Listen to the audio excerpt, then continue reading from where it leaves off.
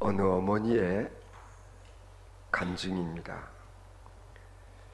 태어나면서부터 몸을 제대로 가누지 못하는 뇌성마비를 앓고 있는 딸을 안타깝게 바라보며 자식을 키웠던 어머니 이야기입니다. 10여 년 간절한 바람 끝에 겨우 얻은 딸이 중증 장애아라는 것을 알았을 때 어머니는 차라리 이 아이를 낳지 말걸 이렇게 후회도 했다고 합니다. 그러나 어려서부터 유난히 머리가 검고 그리고 반짝이는 눈동자를 가진 이 아이를 볼 때마다 어머니가 생각하기를 비록 몸은 불구인 딸이지만 그러나 이 아이의 마음이나 그리고 정신만은 세상의 어떤 아이보다 더 건강하게 내가 잘 키워보리라 그렇게 결심을 하곤 했더랍니다. 그러나 사실 이 어머니에겐 힘겨운 나날이었습니다. 어머니는 아이를 위해서 정말 눈물겹도록 헌신적으로 그리고 사랑으로 키웠습니다. 언제나 이 딸 아이를 여느 보통 아이와 똑같은 생각을 하는 그런 건강한 아이로 자라게 해주고 싶은 마음이 간절했습니다. 그래서 주위에서는 이 아이를 장애인 학교에 보내라고 했지만 이 어머니는 일반 학교에 입학을 시켰습니다. 그리고 아픈 사람일수록 더 깨끗해야 한다면서 하루에도 2번씩 옷을 갈아입혀 주면서 이 어머니는 늘 산더미같이 쌓이는 빨래를 하는 일을 마다하지 않았더랍니다. 또한 자기 딸이 학과 공부를 제대로 따라하지 못하면 어쩌나 싶어서 이 아이와 함께 딸아이가 학년이 올라갈 때마다 어머니가 딸의 교과서를 가지고 자기도 공부를 하면서 아이를 집에서 보충 수업을 시켰다고 했습니다. 그러나 그 전까지만 해도 그러니까 학교에 입학하기 전까지만 해도 자신이 장애인이라는 사실을 깨닫지 못하고 자랐던 이 딸아이가 학교에서 철없는 애들이 자기를 보고 병신이라고 놀리게 될 때에 딸아이가 절망하기 시작하는 것을 지켜보는 것이 참으로 큰 고통이었다고 했습니다. 이 아이는 학교에서 돌아오면 모두가 엄마 탓이라고 울면서 원망을 하기도 했다는 것입니다.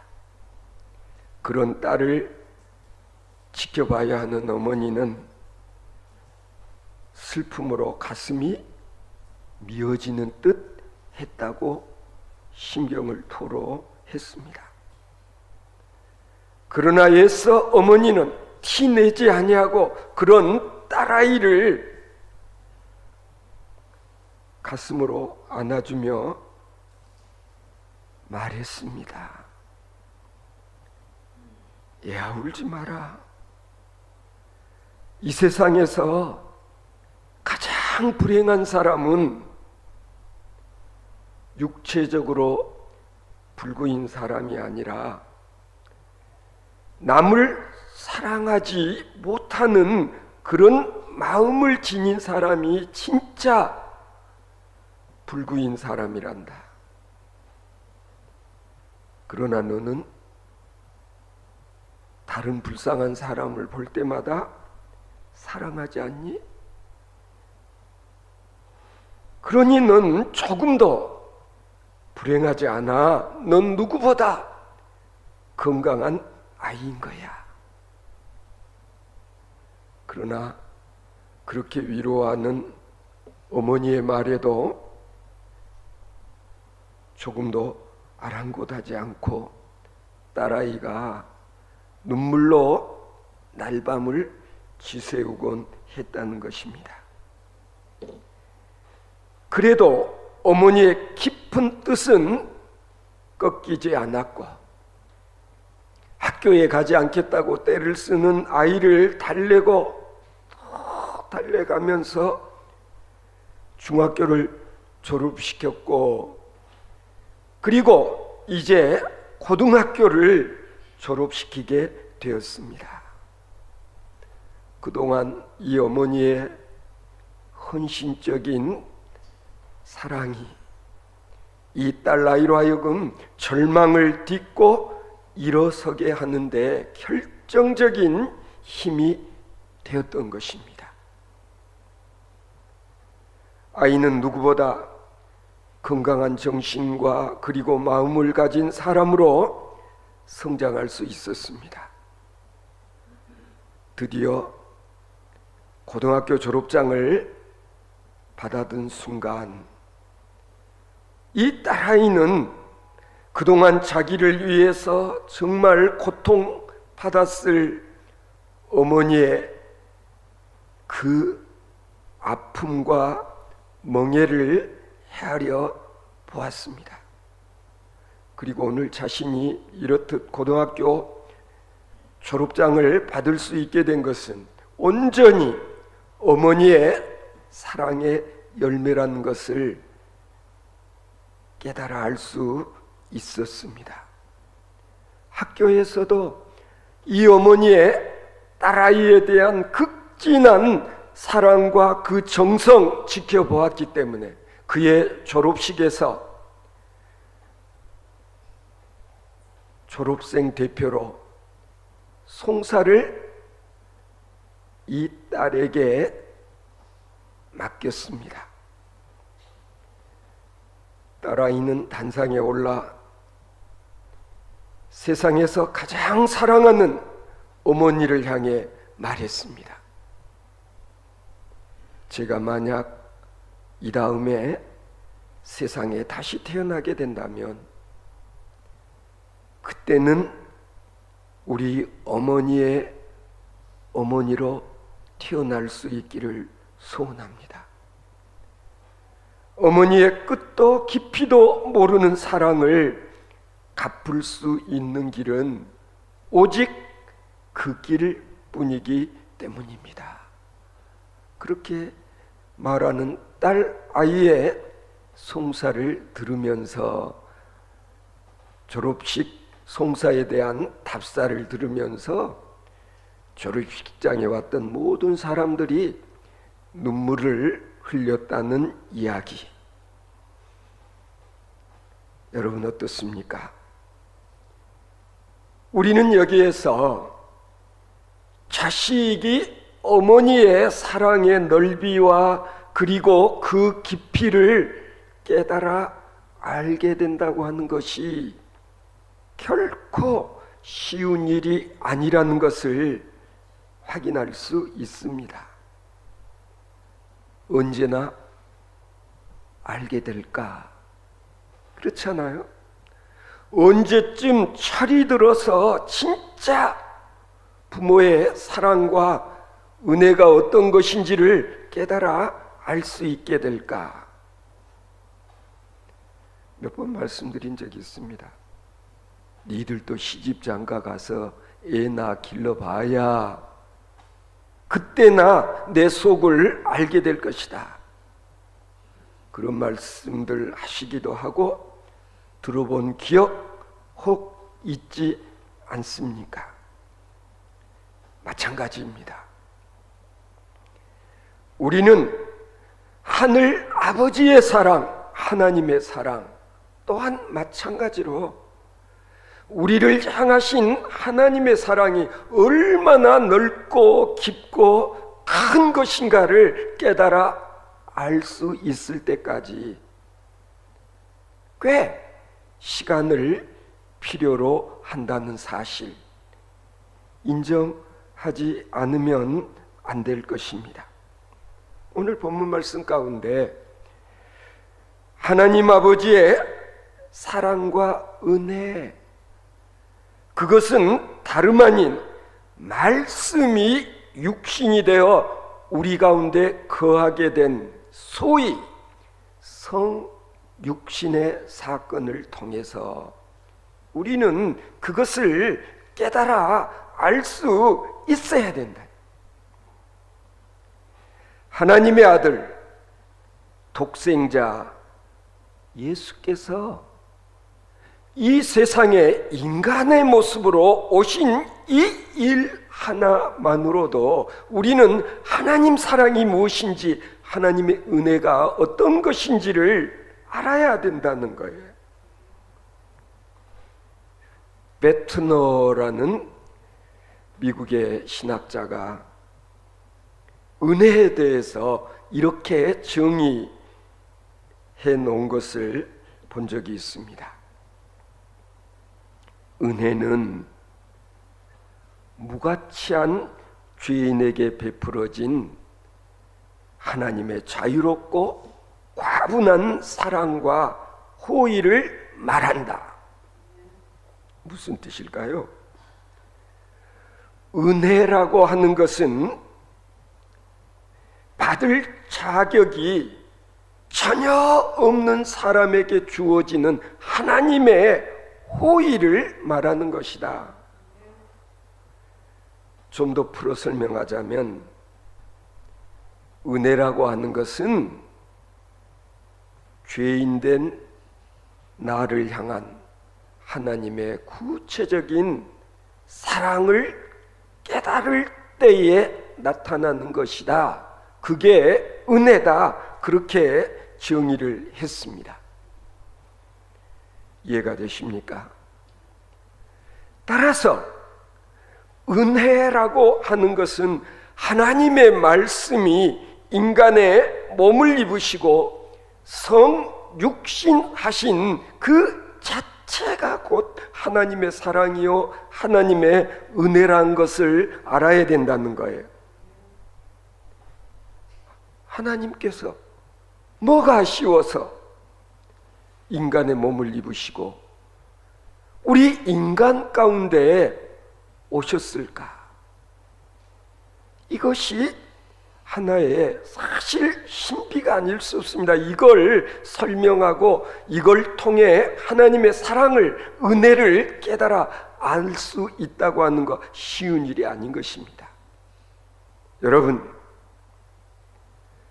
하나님께서는 우리에게 이와 같은 은혜의 선물을 주신 것은 우리가 의롭고 흠없고 바르고 잘나고 똑똑해서가 아니라, 아니 실은 내가 내 죄를 회개했기 때문이 아니라 실은 여전히 죄 중에 있고 아직까지 여전히 죄인임에도 불구하고 하나님께서는 그런 나를 찾아오시고 그런 우리를 찾아오셔서 우리에게 은혜를 베풀어 주셨습니다.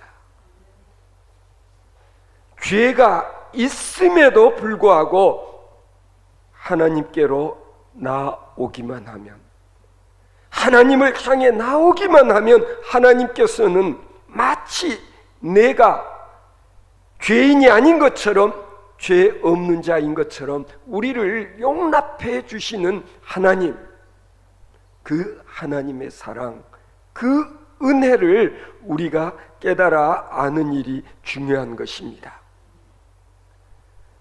여러분, 예수님께서 말씀하셨던 탕자의 비유를 우리는 또 한 번 생각하고, 또 한 번 탕자의 비유가 어떤 메시지를 우리에게 주는지를 헤아릴 필요가 있습니다.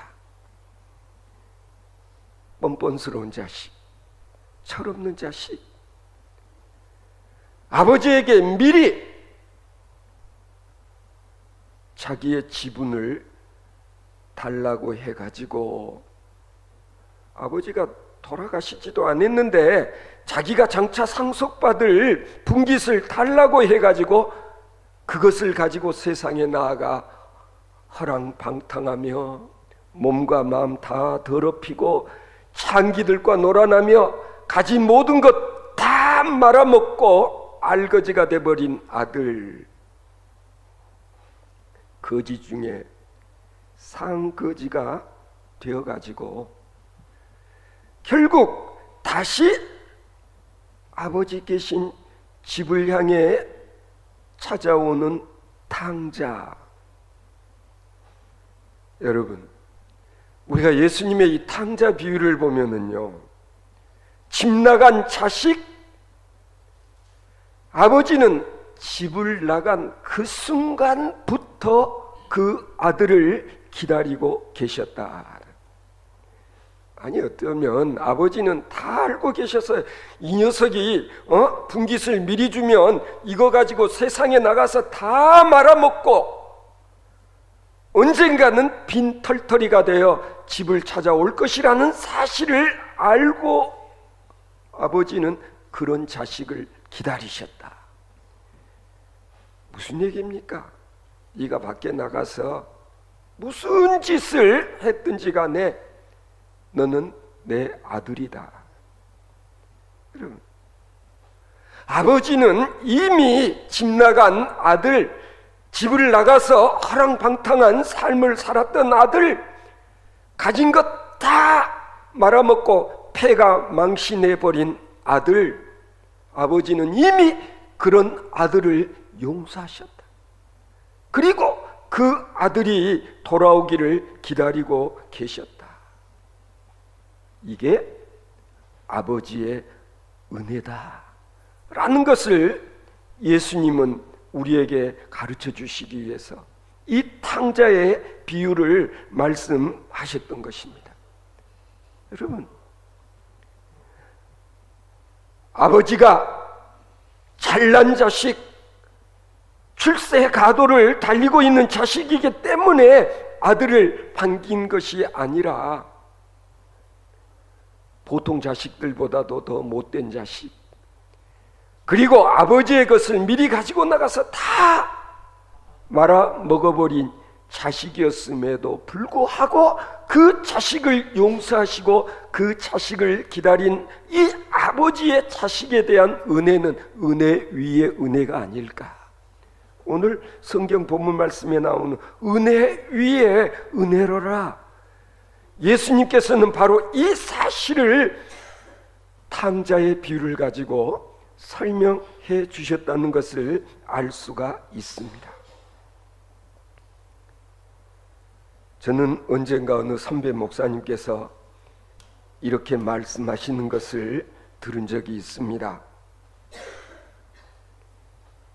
하나님의 은혜를 체험한 사람은 말이 적어지고 이론이 없어진다고 했습니다.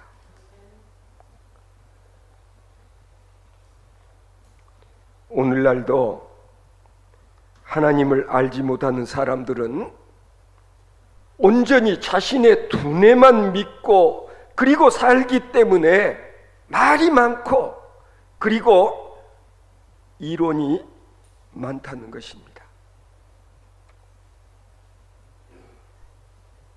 예수를 믿는다 하면서도 깊은 신앙에 들어가지 못한 사람은 인간의 논리와 사고방식을 앞세우기 쉽다는 얘기입니다. 성도 여러분, 무슨 얘기냐면요, 내가 내 자신을 크게 보는 동안은 항상 하나님의 은혜는 작게 보일 수밖에 없다는 것입니다. 나는 지금까지 아버지로부터 받은 것이 별로 없다고 생각하는 사람은 왜 그래요? 자신이 너무 커졌기 때문에. 탕자에 비유해서 큰아들의 경우가 그렇습니다, 여러분. 큰아들은 거지가 돼서 돌아온 동생, 탕자인 동생을 아버지가 환대하는 것을 보면서 투정을 했습니다. 나는 지금까지 아버지 밑에서 죽어라고 일을 했지만 나는 받은 것이 없다. 투정을 했습니다. 그럴 때 아버지가 뭐라고 말하죠? 얘야, 내 것은 다 내 것이 아니냐, 그렇게 말씀하십니다. 지금 나의 것은 사실은 다 너의 것이야. 그런데도 무엇을 못 받았다고 그러느냐? 아버지는 가슴 아파하셨습니다. 여러분, 한번 곰곰이 생각해 보십시오. 생각해 보면요, 지금까지 받은 것, 지금까지 내가 누리고 살아온 것, 하나님이 주신 복, 세어보면 세어볼수록, 헤아리면 헤아려볼수록 하나님의 은혜가 크시다. 주신 복, 이미 내게 주신 것이 너무나도 크고 많다라는 생각을 하는 사람은 하나님의 은혜를 아는 사람이라 할 수 있는 것입니다. 성도 여러분, 우리가 이러한 은혜의 세계관을 가지고 세상을 바라다 보면 내게 있는 이 모든 것이 실상은 아버지로부터 받은 것입니다. 정말 그렇지 않습니까? 5, 60년 전만 생각해 봐도 진짜 춥고 배고팠던 시절, 세계에서 가장 못 사는 나라 가운데 하나, 아니 전쟁으로 모든 게 잿더미가 되어져 버렸던 우리들의 과거지사. 그런데 지금 어떻습니까? 정말 호의호식하고 있지 않습니까? 정말 세계 많은 나라 민족 가운데서도 잘 먹고 잘 사는 우리들의 현실, 이거 하나님의 은혜, 아니 은혜 위에 은혜라고 우리는 고백할 수 있어야 될 것입니다. 생각해 보면 나 같은 것이 무엇이기에 하나님께서 나를 오늘 또 이 자리에 부르셔서 신앙의 훈련과 연단을 받게 하시는지, 아니 생각해 보면 해볼수록 하나님의 은혜 아닌 것이 없다. 우리가 인생을 살아가는 과정에서 우리 앞에 수없이 많은 길들이 있고 삶의 방법이 있습니다. 그러나 내가 오늘 또 하나님을 알고 하나님의 말씀을 알고 하나님의 말씀 따라 삶을 살며 하나님이 기뻐하시는 그 길을 향해 나가며 오늘 또 주의 전을 찾아 나와 하나님 아버지를 만나며 하나님 아버지와 교제하며 하나님께 예배를 드릴 수 있다고 하는 이것이 얼마나 큰 축복인가를 우리가 알게 될 때, 주께서 내게 베풀어 주신 은혜는 은혜 위에 은혜라고 고백하지 않을 수 없는 것입니다. 가만히 보면 하나님께서는 정말 약한 자를 들어 강하게 하시며 어리석은 자를 들어 지혜롭게 하셔서 약한 자로 강한 자를 부끄럽게 하시고 어리석은 자를 들어서 하나님께서는 지혜롭다 생각하는 자들을 부끄럽게 만들어 버리시는 하나님, 그 하나님이 바로 나의 하늘 아버지시다. 무명한 자를 들어 유명한 자가 되게 하시는 하나님의 능력, 이 하나님의 절대 주권 속에서 내가 생을 살아가고 있다는 사실, 아니 하나님께서는 반드시 오늘의 시험과 시련을 극복하고, 그리고 하나님께서 예배해 놓으신 그 기쁨의 나날을 누릴 수 있도록 해 주실 것이라는 소망, 그러한 꿈, 이것이 있기 때문에 나는 오늘도 절대로 낙심하지 않는다, 절망하지 않는다, 믿는 바가 있다, 나는 믿는 구석이 있다 라고 말할 수 있는 우리 드림교회 성도 여러분들 되어지실 수 있기를 바랍니다. 저는 정말 많은 복음성가 중에서도 송명희 씨가 작사한 곡들, 정말 그 곡보다도 사실은 그 가사가 너무나도 은혜가 됩니다. 뇌성마비를 알아. 이 육신은 정말 별 볼 일이 없는 1급 장애인에 지나지 않지만 그런 그녀가 노래하지 않습니까? 공평하신 하나님은 남이 없는 것 같게 하셨다고 말입니다. 이게 중요해요. 남들이 보기에는 저 사람은 저러고도 뭐 살 의욕이 있을까? 왜 사냐고 비아냥거릴 수도 있겠지만, 그러나 정작 본인은 남이 갖지 못한 것을 내게 갖게 하신 하나님, 정말 공평하신 하나님이다라고 노래하지 않습니까? 성도 여러분에게도 그런 마음이 있습니까? 하나님은 참으로 공평하신 하나님이시다. 우리는 바로 공평하신 하나님께서 내게 무엇을 주셨는가 하는 것을 찾아낼 수 있어야 되는 것입니다. 하나님께서는 우리가 모르는 사이에 필요한 것들을 예비해 놓으시고, 부족할 때에 채워주시고, 그리고 필요할 때에 도움을 주시는 하나님이신 것을 믿으시기 바랍니다. 그걸 인정할 수 있어야 됩니다. 중요한 것은 우리들의 믿음의 분량인 것입니다. 내게 어떠한 믿음이 있는가? 정말 우리에게 이런 감사가 있어야 됩니다. 하나님께서는 나를 오늘 또 부르시고 오늘 이 자리에 있게 해주신 것이 은혜 위에 은혜라고 고백할 수 있는 성도 여러분 되어질 수 있기를 바랍니다. 사실 생각해 보면 우리 모두는 영적 장애인이 아닐까?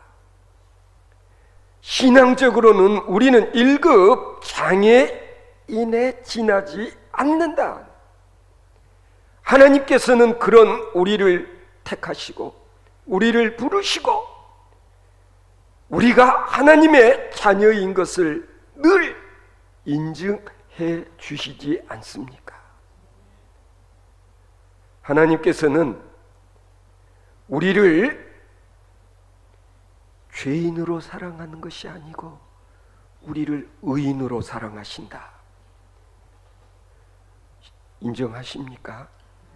하나님께서는 나를 죄인으로 사랑하시는 게 아니라 죄인임에도 불구하고 마치 의인인 것처럼 하나님은 나를 사랑하신다라는 확신을 갖게 될 때 이보다 더 큰 은혜가 어디 있겠는가 이 말입니다. 탕자로 사랑하는 것이 아니고 하나님께서는 우리를 아들, 딸로 사랑하시는 것입니다. 소망 없는 자로 사랑하는 것이 아니고 소망이 있는 자로 우리를 사랑하십니다. 구제 불능한 자로 사랑하는 것이 아니라 가능적 자로 우리를 하나님은 사랑하신다.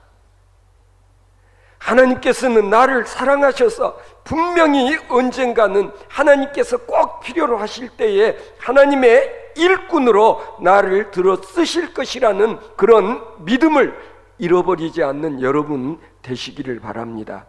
생각해 보면 마른 막대기에 지나지 않는 나이지만 그러나 하나님께서는 그런 나조차도 언젠가는 하나님의 일에 꼭 쓰실 때가 있을 거라는 그런 믿음으로, 그렇잖아요. 그래서 항상 노력하고 준비하고 그리고 하나님의 능력의 일꾼으로 쓰임받을 수 있는 저와 여러분들 되어질 수 있기를 바랍니다. 내가 나를 볼 때에는 솔직한 얘기로 별 볼 일이 없어요. 자신감도 없어요. 때로는 자격지심이라는 게 꿈틀거리기도 해요.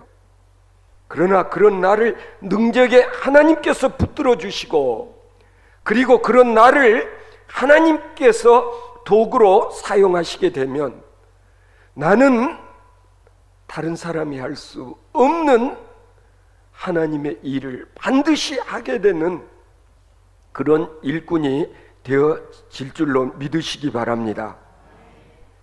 이런 하나님 아버지의 사랑을 받아들이고 믿는 그 사람이 바로 신앙인 것입니다. 우리의 믿음이 여기에 있습니다. 이것이 하나님의 은혜요, 은혜 위에 은혜인 것을 믿으시기 바랍니다. 은혜를 아는 자만이 진실된 감사를 드릴 수 있다는 사실을 다시 한번 기억하는 하나님의 택함받은 성도들이 되시기 바랍니다.